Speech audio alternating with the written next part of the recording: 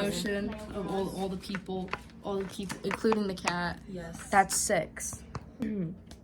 Welcome to my speech about mental health and art.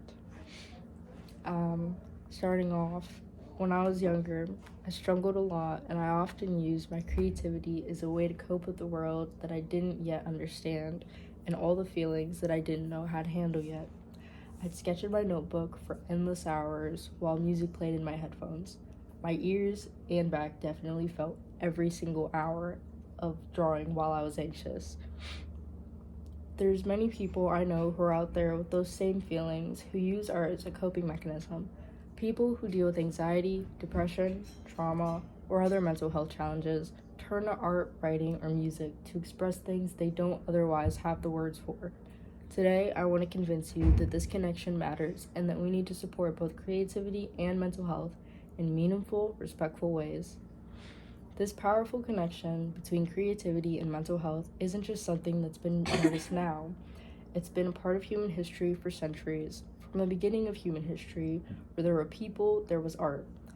The connection is only now becoming more visible in today's world due to technology and mass spread social media. Throughout art history, many of the world's most iconic artists, musicians, and writers have struggled with their mental health.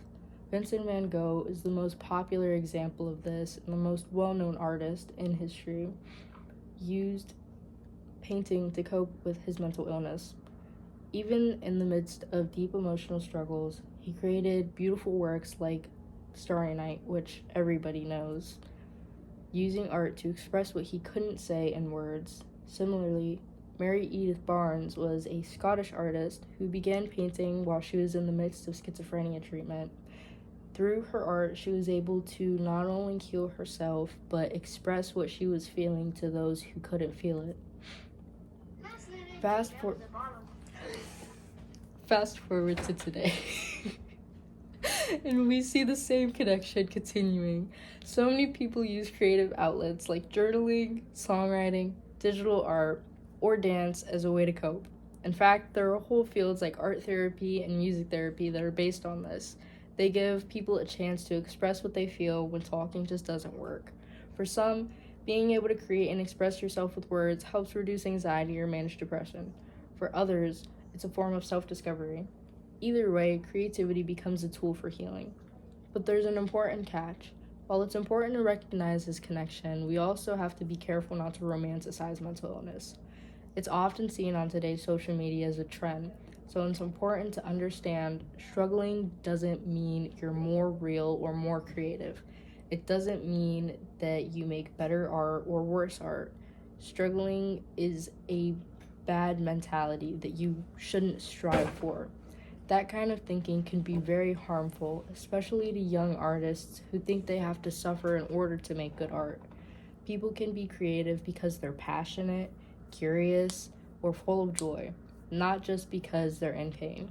So yes, mental health and creativity often overlap, but we shouldn't blur that line or ignore the support people truly need. That's why we need to support both mental health and creativity, but with care and awareness, not assumptions or stereotypes. In the end, art can be incredibly healing. It gives people a voice when words fail and turns pain into something powerful. When we understand how mental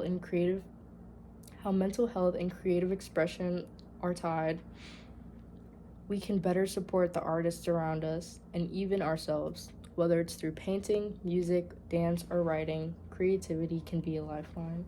Now clap. Cue. Yay. Thank you. Yay. Good job.